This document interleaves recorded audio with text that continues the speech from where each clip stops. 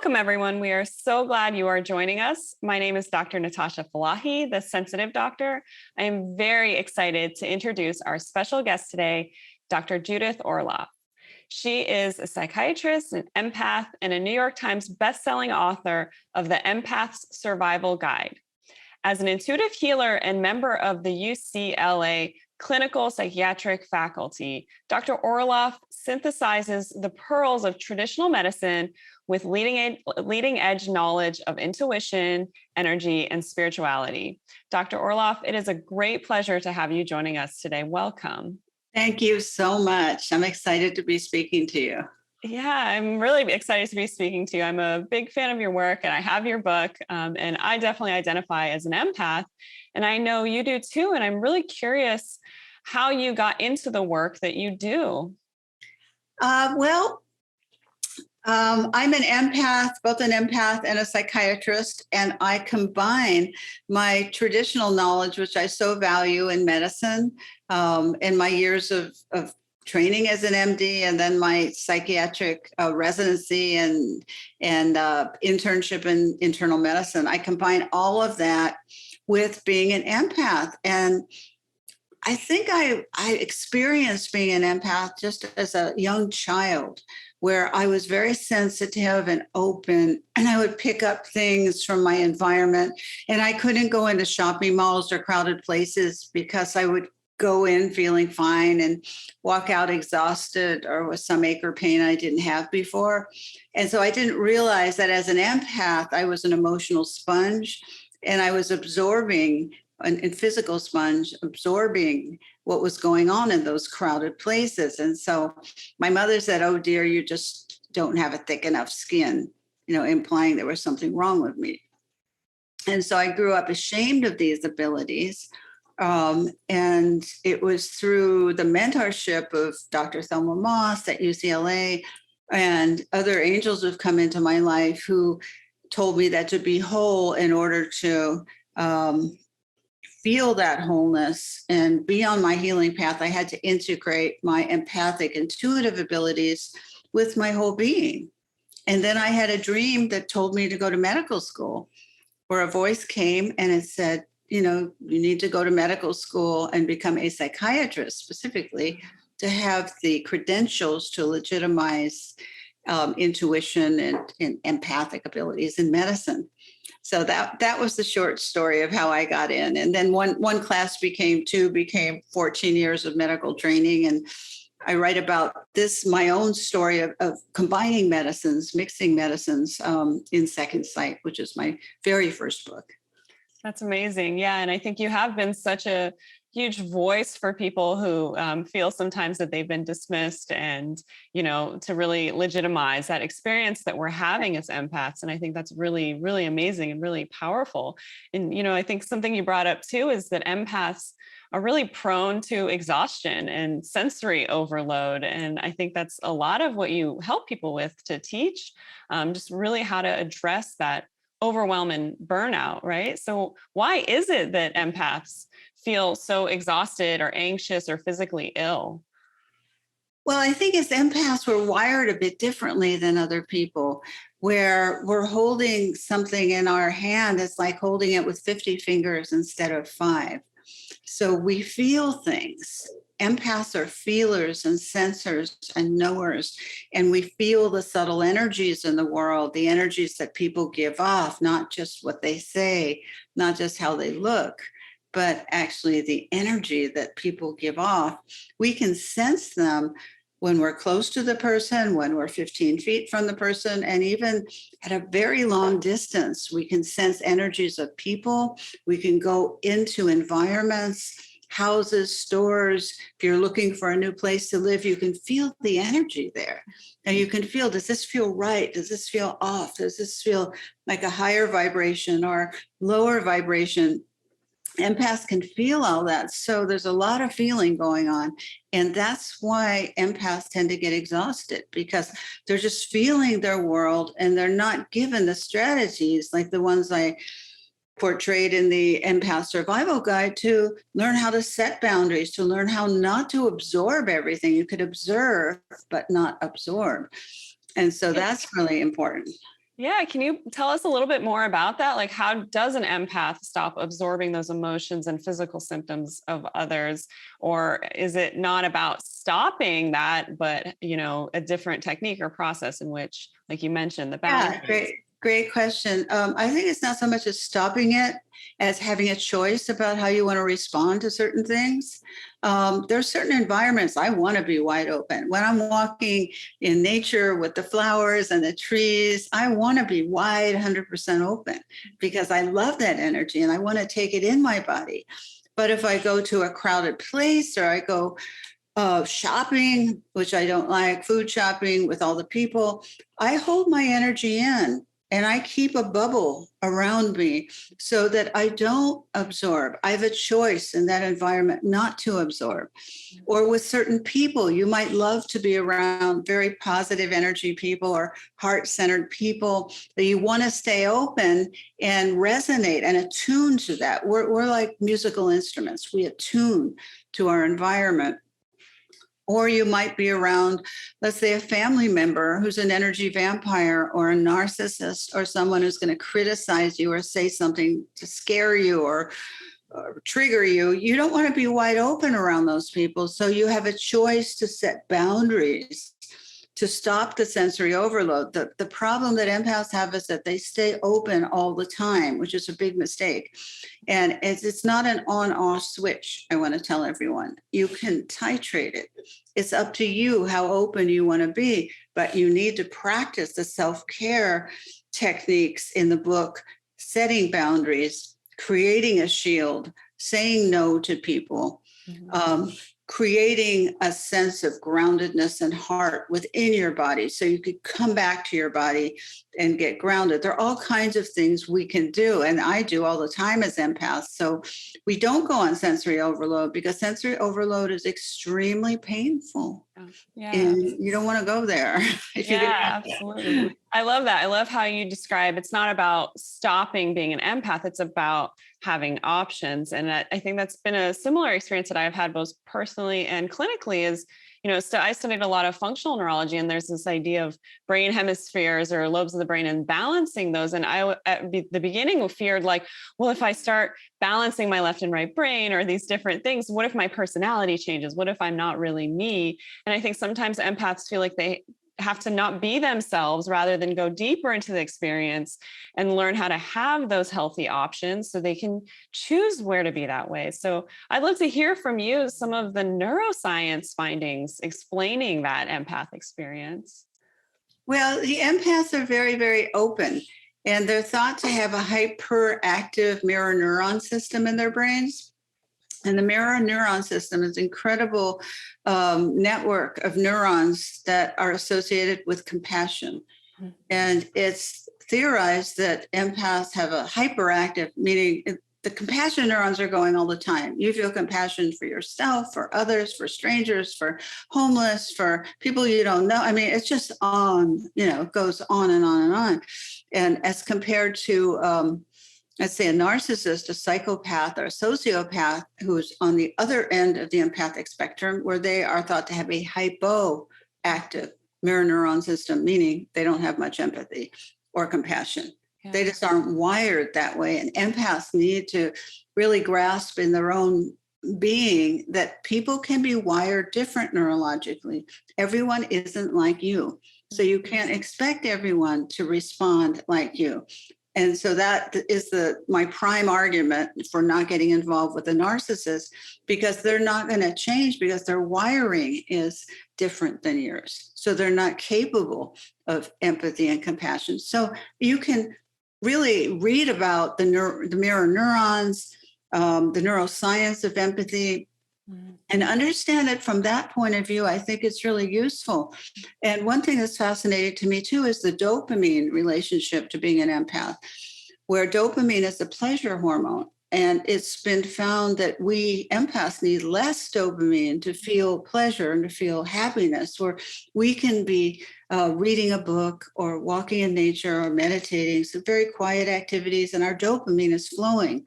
But non-empaths, and this isn't a judgment, this is just a difference, non-empaths need to go to the Rolling Stones concert with 1 million people or the football game to feel that dopamine spike. So it's just a different threshold for dopamine, which is so interesting to me. Yeah, that is so fascinating because I think, again, in my experience and all the people that I know who are empaths, sometimes they feel really alienated or out of place because maybe their friends like to do these things that are massive dopamine rushes, right? Whether that includes like addictive behaviors or kind of even like that reward system of doing things where they party really hard or they need a lot of stimulus. And we start thinking there's something wrong with us that we're not able to blend into these social environments or these cultural things. And I think that empaths, get misdiagnosed a lot. They get misdiagnosed with sensory processing disorders, major depression, panic attacks, these sort of things. What would you say is the correct way of diagnosing or talking about empaths? I agree with you that empaths get misdiagnosed all the time, and they're misdiagnosed with panic disorder, major depression, or a variety of things, which isn't, they might have the symptoms of these things, but if they're an empath, that's not their primary diagnosis. Their primary diagnosis is being an empath. And so if you have any doubts about whether you're an empath or you want to know how much of an empath you are, take the 20-question self-assessment test in the beginning of the Empath Survival Guide. And you'll see if you're a full-fledged empath, a moderate empath, or just a slight empath. To know yourself, you have to diagnose yourself first and foremost, because if you don't, you have no idea what's going on. You have no idea. You have to know if you're an empath. And if you are, that is a big light bulb moment because everything else is based on that. Yeah. For instance, if you're an empath and you need alone time, you're prone to sensory overload, you have anxiety attacks, you might feel depression, you have to arrange more alone time to decompress and decrease stimulation and learn how to do that for yourself. So that's the first thing you can learn how to do. And you need to define if you're an empath and take the steps to deal with the more challenging aspects of being an empath, and also explore your gifts, increase your intuition, open up your connection to nature. Be with just one or two people if you don't like being with crowds of people, nor be alone or be with your animals. It's all fine. Just find out what your preferences are and begin to honor your empath self. Yeah, I love this message of kind of being an advocate for yourself and really exploring, kind of like, am I an empath? Where do I fit in? What works best for me? And I'm really curious in your experience in the medical field and even psychiatric field, how well understood is this empath experience with, other people who don't specialize in it like you, like how much of the field, because I think a lot of people try to seek help or get support from, healthcare practitioners and often are dismissed. And I'd love to know your experience of, has that changed a lot in the past 10, 20 years, or is it something that's also just still really misunderstood from that professional perspective? Yeah, great question. I think it's still pretty misunderstood. If you deal with just neuropharmacologists, let's say, which are the bulk of psychiatrists these days, because most psychiatrists don't go into private practice anymore, which is so sad, where they just get into the neuroscience of behavior. They're not so knowledgeable about empaths, most of them. And most doctors aren't. Some are. The functional medicine doctors are, or the Chinese medical practitioners are, because they know about the qi coming through the body. But traditional doctors, if you go in and you say you're an empath, they might roll their eyes, which isn't the best message, is it? But you have to realize that's so. But ideally, you want to find a practitioner who not only understands empaths, but really honors your body and listens to you. How does medication feel in your body if you have to take it? How does this therapeutic option feel to you at this point in time versus you just have to do it? So you have to find a practitioner who you can talk to, basically, and who honors your body's intuition. But I'm training definitely a lot of practitioners to diagnose their patients who are empaths.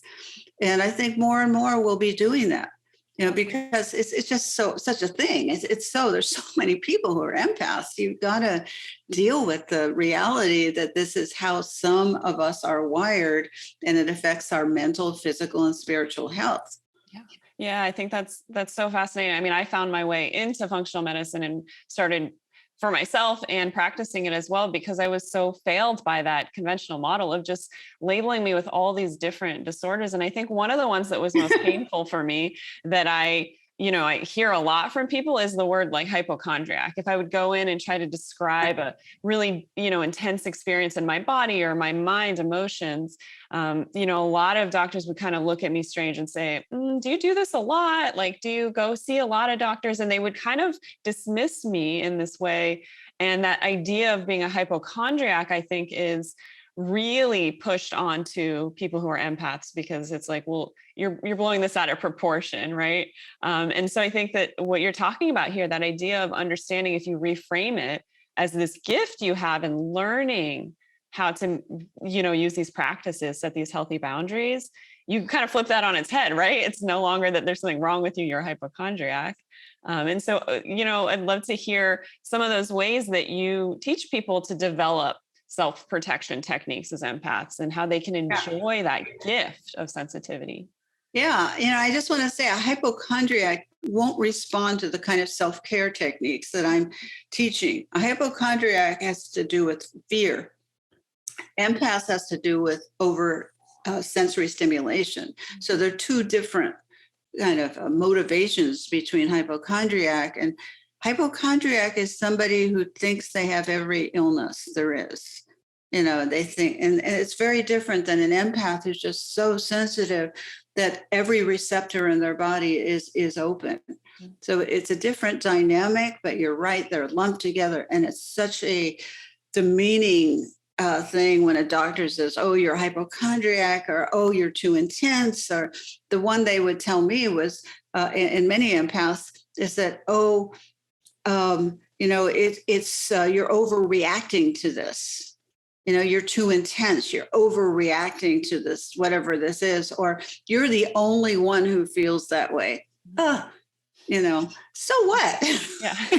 That's how I feel. So what if I'm the only one? I am feeling this way. So that's what's important. That's so fascinating. I haven't heard somebody describe that difference of the hypochondriac, is that they won't respond to these self-care practices. Because I think what people find in the empath world, when you're highly sensitive or all these things, when you apply some things, you notice improvements, right? But you're just looking for someone to guide you or learn tools so that you can implement those more or learn more about exploring about your gifts. Yeah, exactly. And so what you can do as an empath to implement the tools is, number one, realize being an empath is not an on-off switch. You don't have to be a recluse at home, never talking to anybody, to feel the kind of comfort that you need. All right. And you don't, on the other flip side, you don't have to go to a Stones concert or a big event, either, because that isn't what we typically like to do, which is fine. It's just a preference. Most empaths, or many empaths, except maybe the extroverted ones, they like a little bit more people contact, but the introverted empaths definitely likes, one or two people or small groups, but they don't like large groups. It's just too overstimulating.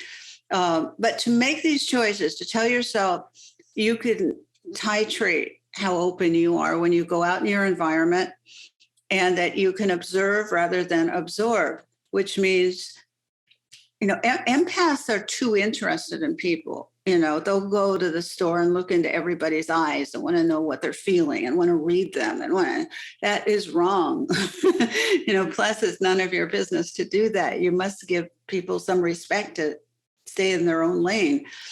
So I wouldn't look into their eyes. I wouldn't be so interested about what all these people are going through, because, they're all going through suffering. So you could find it in everybody. They're going through life, but part of that is suffering, and empaths key into suffering. So it's not a big surprise. So I wouldn't look for it. Just say, either just stay in your bubble, hold some good energy, send it out, and don't worry about all the rest of the people in the world. It's not your job to take on their suffering. Yeah. Okay. I It's love all this not. stuff, this idea of observing and not absorbing, because I think that sometimes, empaths do feel like they have to shut themselves up into a room so that they just don't, absorb that energy. But I think this That's is right.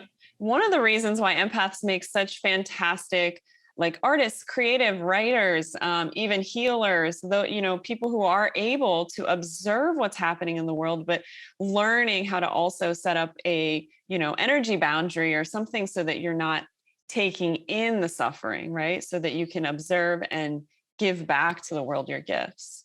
Exactly. But part of it is philosophical and setting your intention and just knowing it is not your job. When you see somebody suffering, it is not your job to absorb it into your body. It won't help anything if you do that. All right. But empaths instinctively do that, especially with loved ones when it's so hard. And so, one of the techniques that I write about is how to hold space for people. And holding space is being with somebody from a heart centered point of view, maybe listening, but not getting in there to fix anything. Just holding the space for them to express themselves if you so choose to be that person for them. And don't jump into their body, don't try and fix them, but just know that when you give off all this loving heart energy with someone, it makes a huge difference for them. Yeah. All right. And that's very different than getting in there and wanting to fix it. Yeah. So if you can hold space for somebody and limit the time, you don't have to hold space for 3 hours. Mm-hmm. You can hold space for 5 minutes, or whatever you decide upon that feels right for you. Yeah. Like you're, talking about that power of your presence being enough, not needing to jump in and fix and do things and teach them how to think or act or those sort of things, right? Just being present to a person is incredibly healing in that way. It is, but it's so tempting, especially with loved ones, when you see them suffering, you want to do something. And let's say they don't want to listen to you. Let's say you have a child who's going through addiction and they're not ready to get clean and sober, and you're in pain and they're in pain. And it's, how do you deal with that? These are real life situations as an empath. Yeah. How do you deal with it and find some kind of comfort with it? Yeah. Even if it's a day at a time. These are very real situations. But all I can tell you is that I understand the desire to help, but sometimes helping doesn't mean fixing. And sometimes helping means getting yourself together and finding a centered place from which to deal with them rather than overly focusing on them all the time. That's codependency. When somebody else's life flashes before your eyes when you're dying, that's codependency. Yeah. I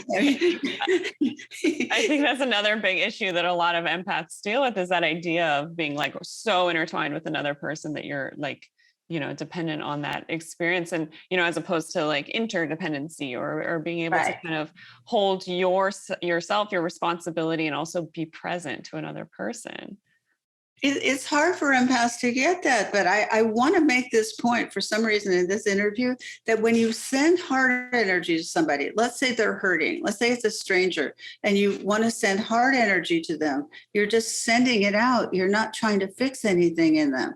And whenever you send out heart energy, you also feed yourself. It's not a depleting exercise. Yeah. It's not depleting at all. You don't deplete yourself. You just allow this flow of the healing energy, which is not personal.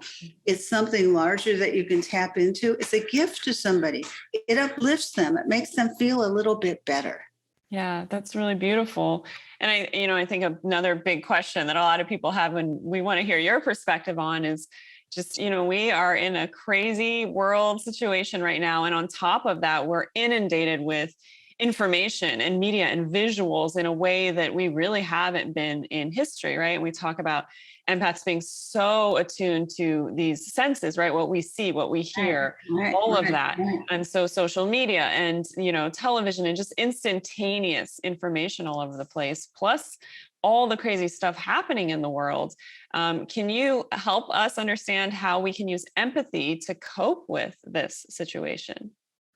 Mm-hmm. I love the Tibetan practices when it comes to how much they care about other sentient beings, but the way that they deal with it is through development of their own practice and their own compassion and their own light, and working with themselves and sending energy to people who need it or the world, rather than being glued to the linear media. It's all linear. It's not intuitive, really. It's all these talking heads trying to figure out the world. So that in itself is limiting. When you figure it out just with your head, that could be very limiting. But for empaths, just to know, that's, you turn on, you go to Google News or you turn on the news, that's a linear perspective of the world. And you want to take it in and you want to get the wisdom from it, but you also want to do other things. Regardless if the world is falling apart, if the world is coming down, I'm going to still want to go out in nature. I'm going to still want to take a walk. I'm still want to be with the animals and look up at the sky and be with my loved ones. So you've got to continue your life and your values and what you believe in, because that has more of an effect than you will know. And as an empath, to practice self-care and to have empathy for yourself, have mercy on yourself for everything you've been through, and I in my book, Thriving as an Empath, it's a day at a time book for empaths. And there's this one part that I like to tell people is that, where I want to apologize for everyone who has ever hurt you. For those who can't do it themselves, I want to do it on behalf of them. So they were not able to know how to apologize to you or care for you in the ways that you might have needed as an empath. And I am so sorry you were hurt. I am so sorry that you didn't have the understanding that you need.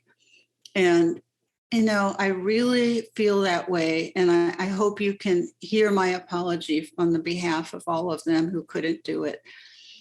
Because as empaths, we're very sensitive and we need certain care as children, and most of us didn't get that. Yeah. And so now, hopefully, all of us together in this Empath Summit, we could begin to offer or continue to offer that kind of loving care for empaths that we so need and deserve. Yeah. Yeah. And I love that you mentioned kind of those daily practices and stuff, because I think, a lot of people, they often refer to those experiences of depression being really stuck in your past, or anxiety being really fearful of stuff to come in the future. But this idea of being present, right? We talk about presence and in the present moment. And what you're describing is having these day-to-day practices where you're really focusing on some of those gifts right now in this day, right? Has that been a really powerful way of shifting this experience for empaths? Oh, it has, because if you catastrophize and get into the what ifs of the world right now, you're not going to get to a good place. You need to get to the present moment. You need to know what you believe in, the values of the heart. The heart, if you have any confusion, just go back and say, what does my heart say? What is the meaning here from a heart perspective? That always will lead you in the right way. Which way should I go? You must follow your heart. You must believe in your heart, no matter what's happening in the world. You must know your values. You must believe in your goodness as an empath and your ability to sense and feel. I feel that empaths are the rightful guardians of the earth, because we're really the only ones who can feel her and be able to take care of her in the way that she needs. And all these people who are denying what's going on with the earth are certainly not empaths. Definitely. Absolutely. And yeah, I mean, we talk about so many of these gifts of empaths, like you said, guardians, and really being able to feel and heal the world around us, and that heart connection, right? What are some of those other gifts of being an empath, like the deep connection to that spirituality and intuition that we feel? Intuition, listening to your still small voice inside that has been there since you've been in existence, and to be able to breathe yourself there so you can listen to your gut feelings and your hunches and those incredible knowings that you might get, or your warnings, stay away, and intuitive, stay away, or your invitations, go forward. This will be good for you. This feels good. And to counter all the other voices that say, maybe your mother's voice or your father's voice saying, no, that's not good. You need to go to a profession that makes a lot of money. You don't need to go into art. And you go, but my heart is moving towards the easel, towards the brush. I need to go there. So, and it's the bottom line, you need to go there. Yeah. But, you'll have these other voices that you need to contend with. But if you know what your values are, and I think that's what this world is really encouraging us to reinforce. Say, what are your values? Do you believe in the heart? Do you believe in intuition? Are you ready to come into your empathic power? I certainly hope so, because now is the time. Yeah. Yeah, definitely. It's such an honor to connect and collaborate with empaths too, because like you said, it's, without that sensitivity and that, skill and that gift of being in tune with others on the earth, we're really would go astray in a lot of ways.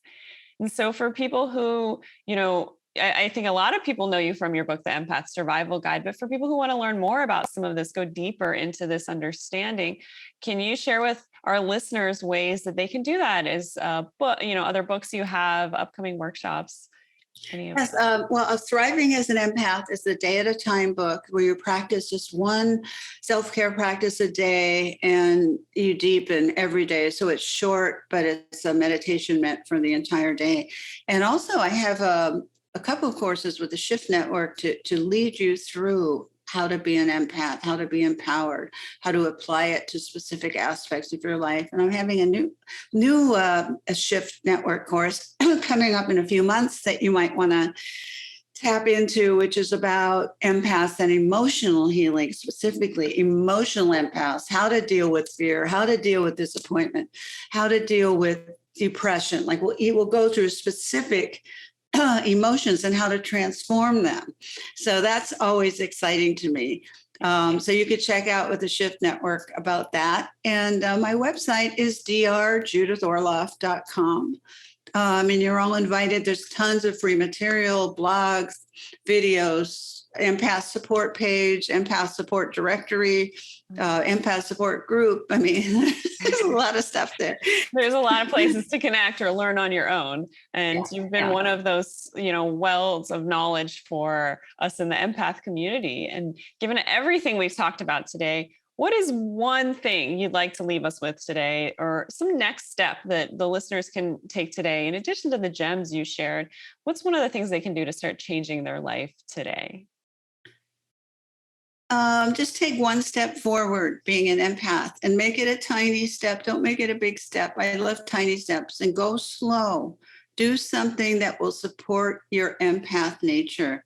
Whether it's just taking a breath, whether it's being with a tree, whether it's taking some alone time just to close the door and tell your family, I'm in here and don't bother me, please.